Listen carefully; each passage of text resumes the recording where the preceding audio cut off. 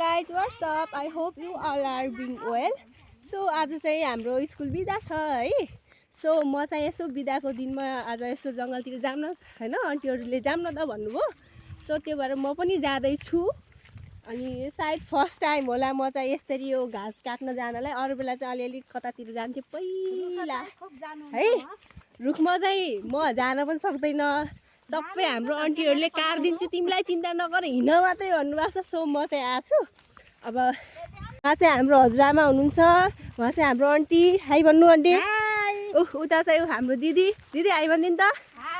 अनि उता सो फर्स्टको चाहिँ उता चाहिँ हाम्रो यो देउरानी मैया, यिनले काट्दिन्छन् गरे मलाई.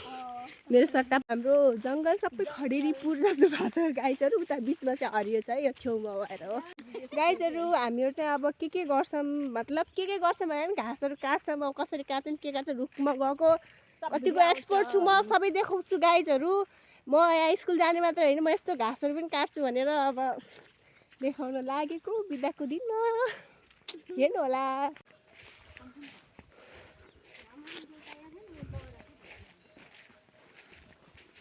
त्यहाँ चाहिँ पनि हात राम्रो हो त्यो रुखमा जाने भने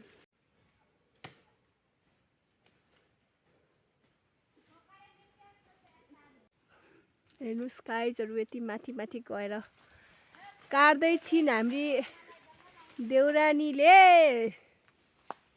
हामी घाँसका हेर्ने होला फेरि. हामी घाँस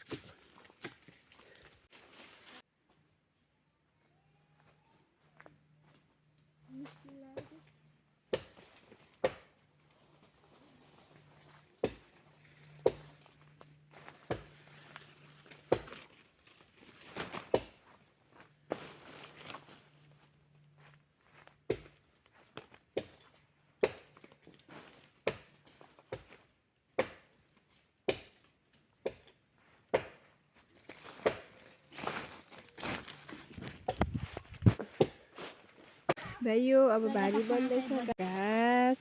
दाउरा चाहिँ म हो गाइजहरू.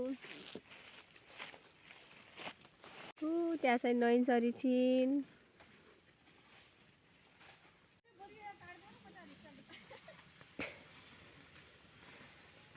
फाइनली गाइजहरू हामी घरतिर लाग्यौं.